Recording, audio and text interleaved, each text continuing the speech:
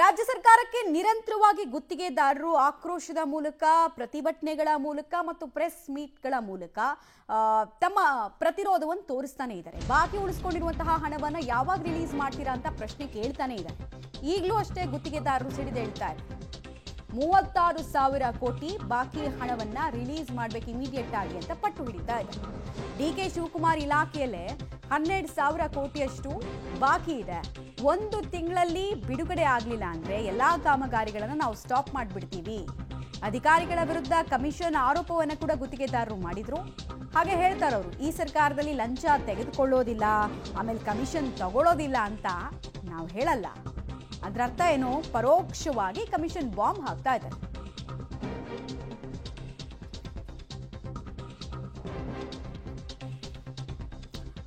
$33,000 ಕೋಟಿ ಬಾಕಿ ಹಣಕ್ಕೆ ಪಟ್ಟು ಹಿಡಿತಾ ಇದೆ. ಸ್ಪೆಷಲಿ ಡಿಕೆ ಶಿವಕುಮಾರ್ ಅವರ ಇಲಾಖೆ ಇದೆಯಲ್ಲ, ಜಲಸಂಪನ್ಮೂಲ ಇಲಾಖೆ, ಬೆಂಗಳೂರು ಉಸ್ತುವಾರಿ ಸಚಿವರು ಕೂಡ ಹೌದಲ್ವಾ. ಸೊ ಇಲ್ಲೆಲ್ಲ ಕಾಮಗಾರಿ ನಡೆಸ್ತಾ ಇದ್ದಾರೆ.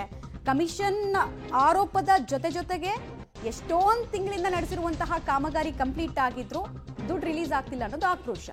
ಹಾಗೆ ಕಾಂಗ್ರೆಸ್ ಸರ್ಕಾರದ ಕಮಿಷನ್ ರಹಸ್ಯವನ್ನ ಡಿಸೆಂಬರ್ನಲ್ಲಿ ನಾವು ಬಯಲು ಮಾಡಬೇಕಾಗತ್ತೆ ಅನ್ನೋ ಅರ್ಥದಲ್ಲಿ ಮಾತಾಡಿದ್ದಾರೆ. ಡಿಸೆಂಬರ್ನಲ್ಲಿ ಬಾಕಿ ಹಣವನ್ನ ಕೊಡ್ಲಿಲ್ಲ ಅಂದ್ರೆ ಮುಂದೇನಾಗತ್ತೆ ಅದನ್ನ ನೀವು ಎದುರಿಸಬೇಕು ಅಂತ ಎಚ್ಚರಿಕೆಯನ್ನ ಕೂಡ ಕೊಟ್ಟಿದ್ದಾರೆ ಗುತ್ತಿಗೆದಾರ್. ಡಿಸೆಂಬರ್ ವರೆಗೂ ಕಾದು ನೋಡಿ, ನಾವು ನಂತರ ಎಲ್ಲವನ್ನ ಮಾತಾಡಬೇಕಾಗತ್ತೆ. ಸಿಎಂ ಸಾಹೇಬ್ರೆ, ನಾವು ಬಾಯಿ ಬಿಟ್ರೆ ನಿಮ್ಗೆಲ್ಲ ಕಷ್ಟ ಆಗತ್ತೆ ಅಂತ ಗುತ್ತಿಗೆದಾರರು ಹೇಳ್ತಾ ಇದ್ದಾರೆ. ಅಲ್ಲಿಗೆ ಒಂದು ಟೈಮ್ ಬಾಂಬ್ ನಮ್ಮ ಹತ್ರ ರೆಡಿ ಆಗಿದೆ. ಅದನ್ನ ನಾವು ಇಲ್ಲಿ ಬ್ಲಾಸ್ಟ್ ಮಾಡಲ್ಲ, ದಿಲ್ಲಿಗೆ ತಗೊಂಡು ಹೋಗ್ತೀವಿ, ದಿಲ್ಲಿಯಿಂದ ನಿಮಗೆ ಹೇಳಿಸ್ತೀವಿ ಅನ್ನೋ ಅರ್ಥದಲ್ಲಿ ಮಾತಾಡ್ತಾ ಇದ್ದಾರೆ. ರಾಹುಲ್ ಗಾಂಧಿಯನ್ನ ಭೇಟಿಯಾಗಿ ನಮಗಾಗ್ತಿರೋ ಸಮಸ್ಯೆಗಳನ್ನ ಹೇಳ್ಕೊಳ್ತೀವಿ ಅಂತಿದ್ದಾರೆ.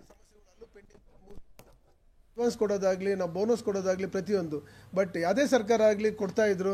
ಬಟ್ ಈ ಸರ್ಕಾರ, ಮಾನ್ಯ ಸಿದ್ದರಾಮಯ್ಯ ಸಾಹೇಬ್ರು ಸರ್ಕಾರ ನಮಗೆ ಈ ಹಬ್ಗಳಿಗೆ ಪೇಮೆಂಟ್ ಕೊಟ್ಟಿಲ್ಲ ಅಂತಂದೇಳಿ ನಮಗೆ ಭಾಳ ನೋವಾಗ್ತಾ ಇದೆ. ನಾವು ಯಾಕಂದರೆ ಕಾಂಟ್ರಾಕ್ಟ್ರುಗಳು ದಿನಕ್ಕೆ, ನಾವು ಇಲ್ಲಿ ಕುಂತಿರೋರು ಎಲ್ರಿಗೂ ಸಹ ದಿನಕ್ಕೆ 50 ಸರಿ ಫೋನ್ ಮಾಡ್ತಾರೆ, ಏನರಪ್ಪ ಪೇಮೆಂಟ್ ಏನದು. ನಾವು ಕೇಳ್ತಿರೋದು ಏನು ಗೊತ್ತಾ, ಸಣ್ಣ ಮತ್ತು ಮಧ್ಯಮ ಗುತ್ತಿಗೆದಾರರಿಗೆ ಪೇಮೆಂಟ್ ಮಾಡ್ರಪ್ಪ, 50 ಲಕ್ಷದಿಂದ 1 ಕೋಟಿ ಇರೋರಿಗೆ ಪೇಮೆಂಟ್ ಮಾಡಿ ಅಂತ. ಅದನ್ನೇ ಮಾಡ್ತಾ ಇಲ್ಲ.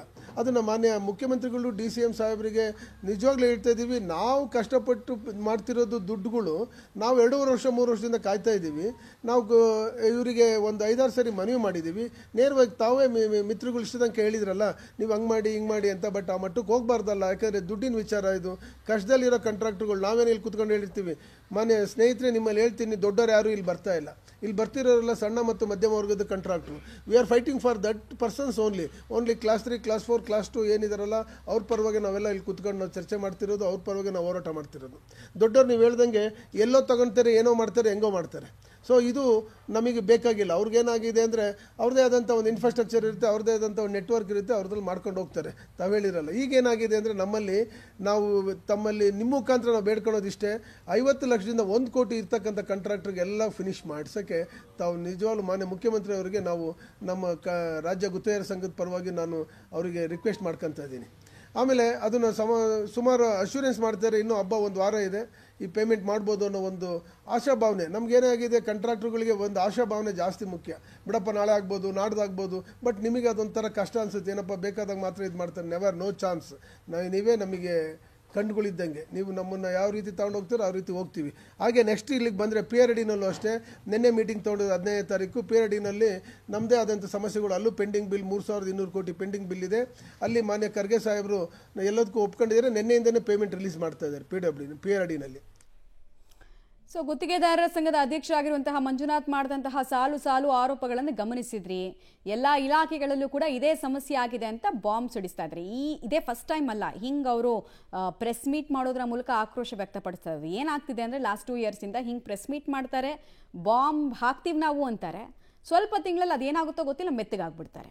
ಹೀಗಾಗಿ ಸರ್ಕಾರಕ್ಕೂ ಸೀರಿಯಸ್ನೆಸ್ ಇಲ್ಲ. ಬಟ್ ಪ್ರಾಬ್ಲಮ್ ಫೇಸ್ ಮಾಡ್ತಾ ಇರೋದು, ರಿಯಲ್ ಟೈಮ್ ಪ್ರಾಬ್ಲಮ್ ಫೇಸ್ ಮಾಡ್ತಾ ಇರೋದು ಗುತ್ತಿಗೆದಾರರು. ಸರ್ಕಾರ ದುಡ್ಡು ಕೊಡುತ್ತೆ ಅಂತ ನಂಬಿಕೊಂಡು ಲಕ್ಷ ಕಾಮಗಾರಿಗಳನ್ನು ಕೈಗೆತ್ಕೊಂಡವರು ಈಗ ಬೀದಿಗೆ ಬಂದಿದ್ದಾರೆ. ಕೆಲವರು ಆಲ್ರೆಡಿ, ಇನ್ನು ಕೆಲವರು ಮನೆ ಮಠ ಮಾರೋ ಸ್ಥಿತಿ ಇದೆ. ಸೊ ಈಗ ಮತ್ತೊಂದ್ಸಲ ಇವರು ಸರ್ಕಾರಕ್ಕೆ ಎಚ್ಚರಿಕೆ ಕೊಡ್ತಾ ಇದ್ದಾರೆ. ಎಚ್ಚರಿಕೆಗೆ ಬೆಂಡ್ ಆಗತ್ತಾ ಸರ್ಕಾರ ಅನ್ನೋದು ಪ್ರಶ್ನೆ. वो सब मिसयूज हो रहे ಅದು ಕಂಪ್ಲೀಟ್ ಮಿಸ್ಯೂಸ್ ಆಗ್ಲತ್ತದ. ಅದು MLA ಗಳು ಅವ್ರು ಮಾಡಿಸಿ ನಮ್ಮ ಫಂಡ್ ಅಂತಾರ. ಅವರು 70% MLA ಗಳು, 30% MLA ಸರಿಯಾಗಾರ. 70% MLA ಗಳು ಅವ್ರು ಯಾರಿಗೆ ಕೆಲಸನೇ ಮಾಡಿಕೊಡ್ಸಂಗಿಲ್ಲ ಒಟ್ಟೆ. MLA ಹೆಸರು ಹೇಳ್ತೇವ್ರಿ ನಾವು. CM ಮೀಟಿಂಗ್ ಕರಿ ಅದು ಹೇಳಿದೆವು, CM ಸಾಹೇಬ್ರಿಗೆ ಹೇಳಿದೆವು, ನೀವು ಮೀಟಿಂಗ್ ಕರ್ರಿ. ಇಲ್ಲಿ ನೋಡ್ರಿ, ಈಗ ಸ್ವಲ್ಪ ದಯಮಾಡಿ ಕೇಳ್ರಿ. CM ಟೆಂಡರ್ ಗೋಲ್ಮಾಲ್ ಅಂತ ಹೇಳ್ತಾ ಇದ್ರಿ, ಯಾವ ರೀತಿ ಗೋಲ್ಮಾಲ್ ಗೋಲ್ಮಾಲ್ ಅಂದ್ರೆ ಒಂದು ಟೆಂಡರ್ 4-6 ಮಂದಿ ಹಾಕ್ತೇವೆ. 4-6 ಮಂದಿ ಹಾಕಿದ್ 4 ಮಂದಿಗೆ ಅಂಜಿಸಿ ತೆಗಿಸ್ತಾರೆ. ಟೆಂಡರ್ ತೆಗಿಸಿ ತಮ್ಮ ಯಾರಿಗೆ ಬೇಕಾಗಿ ಕಮಿಟ್ಮೆಂಟ್ ಆಗ್ಯದಲ್ಲ ಅವ್ರಿಗೆ ಟೆಂಡರ್ ಕೊಡ್ತಾರೆ. ಎಲ್ಲೇನ್ರಿ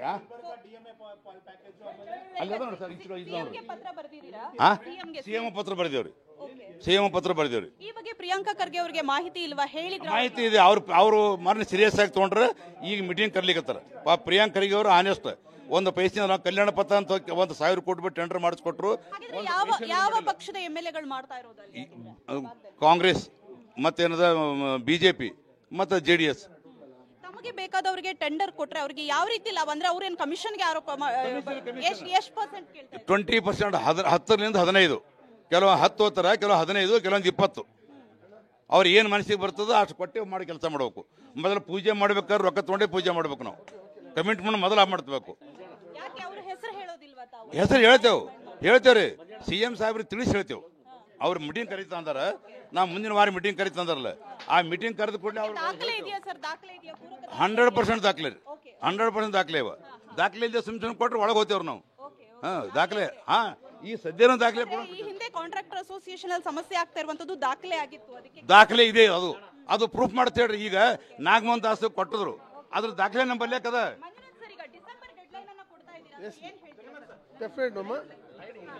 ಡೆಫಿನೆಟ್ ಡಿಸೆಂಬರ್ ಡೆಡ್ಲೈನ್ ಕೊಡ್ತಾ ಇದೀವಲ್ಲ. ಡಿಸೆಂಬರ್ ಡೆಡ್ಲೈನ್ ಅಂತಲ್ಲ, ನಮ್ಮ ಪ್ರಾಬ್ಲಮ್ ಸಾಲ್ವ್ ಮಾಡಲಿಲ್ಲ, CM ಕರೀಲಿಲ್ಲ ಅಂದರೆ ನಾವು ಡಿಸೆಂಬರಲ್ಲಿ ಸ್ಟ್ರೈಕ್ ಮಾಡ್ತಾ ಇದೀವಿ.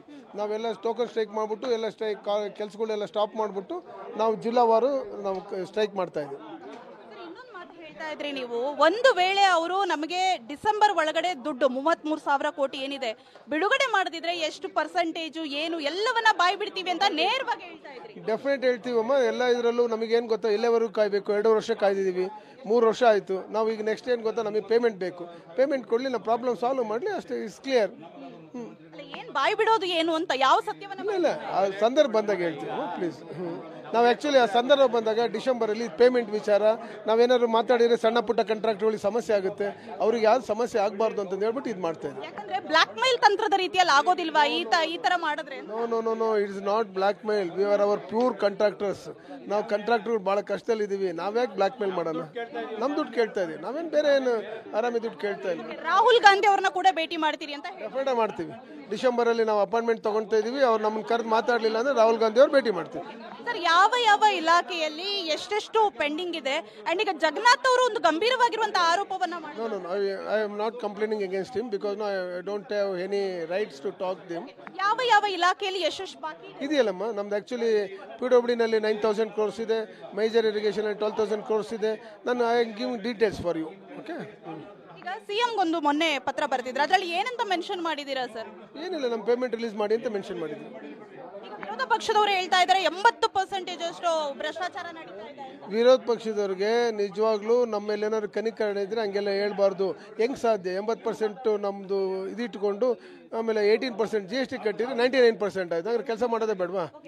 ನೀವು ಹೇಳ್ತಾ ಇದ್ರಿ ಅವಾಗಲೇ ದೀಪಾವಳಿ ಹಬ್ಬಕ್ಕೆ ಪ್ರತಿ ಬಾರಿಯೂ ಕೂಡ ಅಟ್ಲೀಸ್ಟ್ ಹಣ ಬಿಡುಗಡೆ ಆಗುತ್ತೆ, ಬಿಕಾಸ್ ಬೋನಸ್ ಕೊಡಬೇಕು ಆ ರೀತಿ. ಬಟ್ ಈ ಸರ್ಕಾರದಲ್ಲಿ ನಮ್ಗೆ ಆಗಿಲ್ಲ ಅಂತ ಹೇಳ್ತಾ ಇದ್ದಾರೆ. ಇಲ್ಲ, ಈ ಸರ್ಕಾರ ಕೊಡಬೇಕು ಅಂತಾನೆ ನಮ್ಮ ಡಿಮ್ಯಾಂಡ್. ನಿಮ್ಮ ಮುಖಾಂತರ ನಾವು ಬೇಡಿಕೆ ನಾವು ಡಿಮ್ಯಾಂಡ್ ಮಾಡ್ತಿರೋದೇನೋ ನಮ್ಮ ಪೇಮೆಂಟ್ ನಮ್ಗೆ ಕೊಡಿ ಅಷ್ಟೇ. ಹಾಗೆ ಆಮೇಲೆ ಸಮೀರ್ ಅವರ ಇಲಾಖೆ ಮುಖ್ಯವಾಗಿ ಅಲ್ಲಿ ಟೆಕ್ನಿಕಲ್ ಅಡ್ವೈಸರ್ ಇಂದ ನಿಮಗೆ ಸಮಸ್ಯೆ ಆಗ್ತಾ ಇದೆ. ಅವರು already Lokayukta charge retired officials ಇಟ್ಕೋಬೇಡಿ ಅಂತ ಹೇಳಿದ್ವಿ. ಅವ್ರನ್ನ ತೆಗಿಯೋದಕ್ಕೆ ನಾವು ಹೇಳ್ತಾ ಇದೀವಿ. ಅದು ಬಿಟ್ಟರೆ ಸಮೀರಣ್ಣ ಬೇರೆ ಎಲ್ಲ ವಿಚಾರದಲ್ಲಿ ಕರೆಕ್ಟ್ ಆಗಿದ್ದಾರೆ. ಅವರು ಅದೇ ಟೆಕ್ನಿಕಲ್ ಅಡ್ವೈಸರ್ ಆಗಿದ್ದಾರೆ. ಮಂಜುನಾಥ್ ಅವರು ಹೇಳ್ತಾ ಇರುವಂತಹ ಮಾತು. ಸೊ ಗಮನಿಸ್ತಾ ಇದ್ರಿ ನೀವು, ಕೆಲ BJP ಮತ್ತು ಕಾಂಗ್ರೆಸ್ನ ಶಾಸಕರು ಹಿಂಗೆ ಡಿಮ್ಯಾಂಡ್ ಮಾಡ್ತಿದ್ದಾರೆ ನಮ್ಮಿಂದ ಅಂತ ಕೇಳಿದ್ರು.